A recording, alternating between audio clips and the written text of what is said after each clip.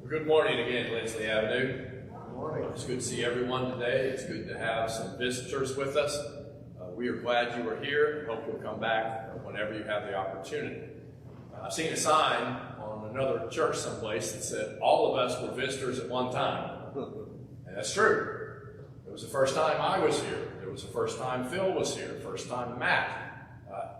All of us have been visitors at one time, and we find something that says, this is where I want to belong. This is where I want to help others and work with God. So hopefully you'll consider making Lindsley Avenue your place to get together with other people who are following Jesus so we can do his will. Before we get started, I do want to hold this up. There's some of these on the backs of the pews in front of you in various places, and if not, they're in other places. We've put these out as a prayer request card. Now, if you want to have us take a concern, something that's on your mind to God in prayer, whatever that may be, you can scribble on one of these or any other piece of paper. If you don't have a piece of paper, there's plenty around here. And when the collection is taken, that's in these wicker baskets, just drop it in there. If you put your name on it, I'll be leading a prayer after that. If you put your name on it, indicate whether you want me to say your name or not. By default, sometimes I don't want to call out a name. But if you don't have a name on it at all, that's fine too. It's just, we will be glad to go to God for something that's on your mind or on your heart. So these prayer request cards are one of your own creation. If you want to scribble on something, drop it in after the sermon, during the Lord's Supper, when the collection is taken, just drop it in, and I'll gather them together, if any, and we'll have a prayer before we end services today. So they're these blue-looking cards. We'll be having more of those out in the future. This morning's topic I want us to think about for a few minutes, I've titled Persistence.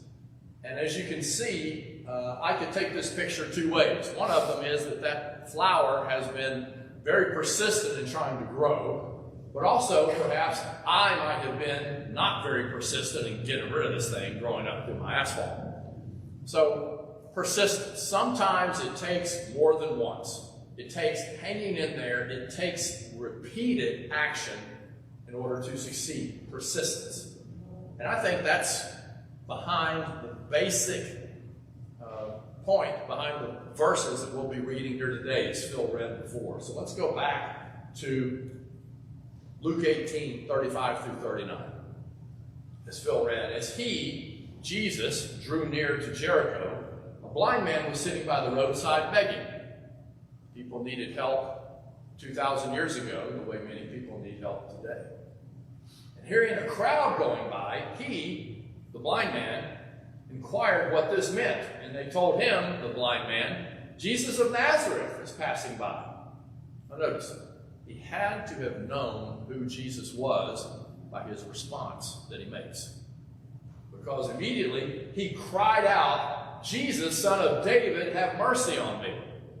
And those who were in front rebuked him. Be quiet back there.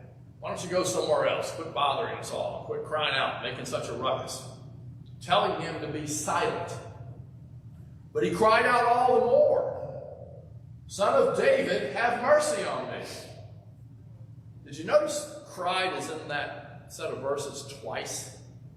There are two different words used here for cried, and we miss that in English. We just do. The first time, it's an ordinary loud shout to draw attention. Right? If you remember as a child, hearing in the other part of the house, Gene! I can hear it now. I heard it a lot. That's what we're talking about. It's a loud shout to get attention. Normal shout. But the second time, the word is essentially a scream. It's almost an animal cry. This man wanted Jesus' attention. And the first time, it's Jesus. And when people are trying to shush him, it comes out from deep inside. Jesus! We'll come back to that. The word shows the utter desperation that this man's feeling. What happened?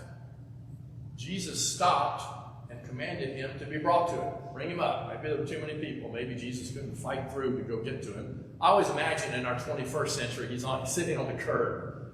And, there's parked cars. There weren't parked cars 2,000 years ago, but he's sitting on the curb. Maybe it's a little difficult to get there. Bring him over. Bring him over. And when he came near, the blind man was brought near. Jesus asked him, "What do you want me to do for you?" He said, "Lord, let me recover my sight."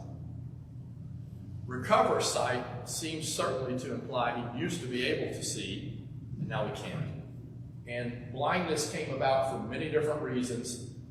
There's a fly that can spread blindness, and sanitation and cleanliness was not as widespread, perhaps, as it usually is today. And certain diseases can make people go blind, and there wasn't a local optometrist to help everybody out. "Lord, please, let me get my sight back." And Jesus said to him, "Recover your sight. Your faith has made you well." Immediately, he recovered his sight and followed Jesus, glorifying God. Notice, he's glorifying God for what's happened to him. And all the people, when they saw it, gave praise to God. That is the reason why miracles are done. That's the reason why the apostles were doing some miracles. We talked some weeks ago about how Paul, or one of the other apostles, could have done some sort of miracle to help themselves. We talked about how Jesus, during the temptations, could have done a miracle to help himself. "If you are the Son of God, command that these rocks be turned into bread. After all, you're hungry, so why not? And have some bread here." There's no place in the Bible where a miracle is done to benefit the person performing the miracle exclusively. It's not there. The purpose of miracles, I would argue the purpose of anything we do, should be to glorify God. Don't look at me. Look at what God has done for this person, for these people, or done in this community. If it's drawing attention to you, I would suggest maybe you're not doing it right. And so, unfortunately, you see this sometimes. You see some people who are very popular from a religious perspective, TV or elsewhere, and the focus seems to be on the person behind the microphone. That ought to be a chin-scratching moment. The focus needs to be on Jesus. The focus needs to be on God, not the one who is, at best, a servant delivering the message. The focus here in this story can be on Jesus, but the people are glorifying God for what Jesus was able to do to help this poor blind man. So it tells us two things in this first part we'll look at here this morning. Two things. I think it tells us something about the blind man. He was determined to come face to face with Jesus. Nothing was going to stop him. He refused to be silent and refused to be restrained. His sense of need drove him relentlessly into the presence of Jesus. My first question for me, my first question for each of us this morning is, do I really have an intense desire to know Jesus? Do I kind of pay lip service to Jesus? I'm over here, use my sight back. Hello? Or will I want to know Jesus and his word for me with an intense desire enough that almost an animal response of, no, I need to be closer to God. I'm afraid if many people who were in church buildings today were honest with ourselves, that would be a hard question. That would be a hard question.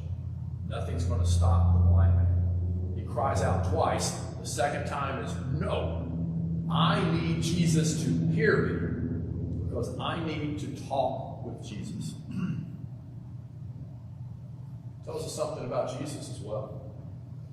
At the moment when the cry comes, Jesus is walking with all these people as they're coming into the city, and rabbis rarely got a break. Rabbis, when they were around people, were always talking about something, always trying to teach.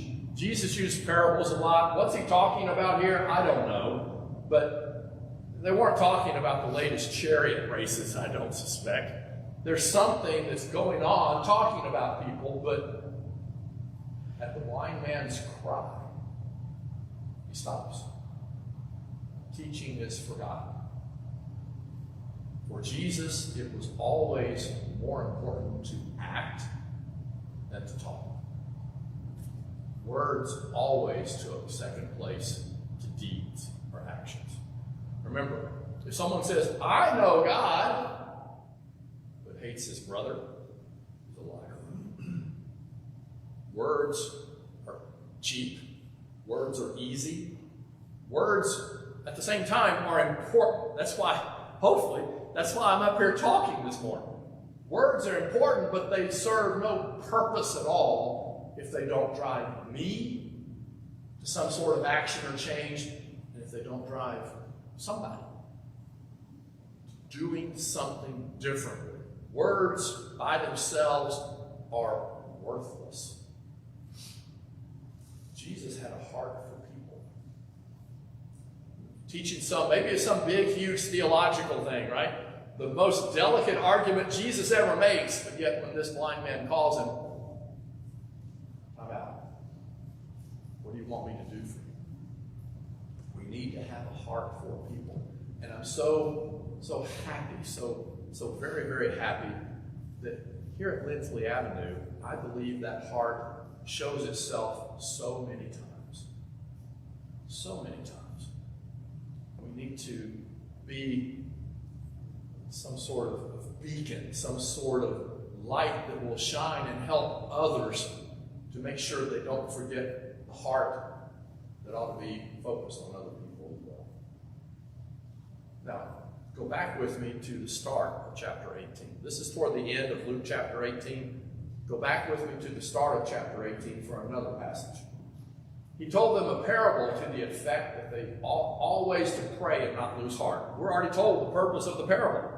We should always pray and not lose heart, right? That's giving away the conclusion before the parable. That's okay. What parable does he teach? How does he describe it? How does he get the message across that we should always pray and not give up? Right? Jesus said in a certain city there was a judge who neither feared God nor respected man. Didn't care about people, didn't fear God, didn't care about God or people. And there was a widow in this city who kept coming to him saying, give me justice against my adversary. So, the widow, this is a woman, and men back then as well died sooner than ladies. But they often, when they got married, were much older than the bride. Women would get married many times at 13, 14, maybe 15 years old, and the man they married might be 25 or 30 with a life expectancy of 40. And many women died during childbirth, and so sometimes a man might get married at 25, a child might be born, another child might be coming, and then the woman is dying. And the man would remarry, right? So there were lots of widows, is my point. What has this adversary done to this widow? Don't know. There's something, however, that she needs justice for. She needs some judge to make a ruling to enforce something because she's got a problem. For a while, the judge refused. Right? Go away. Leave me alone. But afterward he said to himself, he gets exasperated, right? Afterward he said to himself, even though I don't fear God or respect man, I don't care about people or God, even though none of this makes any real difference to me, but because she keeps bothering me, I will give her justice so she won't beat me down by her continual coming. Maybe she'll leave me alone. Let's talk about the judge for a moment. This judge here is almost certainly not a Jewish judge being talked about here. All ordinary Jewish disputes were taken before the elders, the older men who were in a synagogue, people who might sit at the city gate, and they would make decisions, hopefully, with a God-oriented perspective. Jewish disputes were not taken into the Greek or Roman public courts at all. And Paul talks about that a little bit when he writes in 1 Corinthians about how believers should really not go to court against other believers into pagan courts, into courts of law. You're going to argue and expose this between brothers and sisters who ought to love each other before people who don't believe in God. You're going to damage the cause of Jesus by not being able to figure something out, right? So this almost certainly is one of the paid judges who was appointed either by Herod, if it's a local judge, or by the Romans, not a Jewish judge. And such judges were notorious. Unless you had influence or money to bribe your way to a verdict, there was little hope of getting any kind of justice. Paul experiences this a little bit when he is in prison before Festus and Felix later on in the book of Acts. And he hangs in jail for a long time. Apparently, maybe one of the two was hoping there would be a bribe to accelerate justice. So, common, very common. This widow can't pay you. What does she have? She's a widow. She's probably poor and destitute. But when you think about that widow, she's the symbol of all those who would be poor and defenseless. Culture, the time. Women weren't working. Women didn't have resources. It was a cultural issue that your husband died, you're really hurting here. Which is why Paul, later on in the New Testament, says believers need to take care of family and only let the church be concerned with widows who have no family. Right? So with no resources, she's not going to be able to bribe the judge and get justice. But she had one weapon. Persistence. Persistence. In the end, her persistence won the day.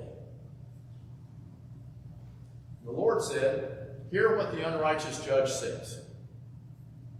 Will not God give justice to the elect, to the chosen, to his people, who cry out to him day and night? Will he delay long over them? Is he going to take his time bringing justice? I tell you, he will give them justice speedily, in a hurry. What does this mean? What does it mean for us today? Jesus is saying that if an unjust judge can be wearied, bludgeoned into giving a widow justice, how much more will God, who is a loving Father, give his children justice, who cry out to him over and over and over? Did the widow go before the judge once with I could really use some help here? She kept going back, kept going back, and eventually the judge can't take any more of this. What is it you need? Okay, stop coming near. I wouldn't take this parable to mean say something to God once and then kick back and expect it to all. No, I think you continue to take things to God over and over and over. God wants to hear about it. By the way, the language that the judge uses about being wearied, being, whacked, as it were, by this widow woman, actually can mean to get a black eye. I don't think it means that he was worried that the widow was going to pound on his head. But the effect of coming over and over felt to him like getting pounded on the head. That's how persistent she was. So, when we have a problem, when we have something we want to take to God, don't expect necessarily an answer on the first time you go to God in prayer. For one thing, we may not get the answer that we're looking for. Just because you go to God doesn't mean exactly you get what you ask for. Think about it as a parent here. Right? 4-year-old comes up to you. Mom, I want a machete. Sure. You give them this, and then they start walking toward their brothers and sisters. That's what they asked for. Does that mean the parent should give them the machete? No. Right? Many times a parent knows this is not what you need.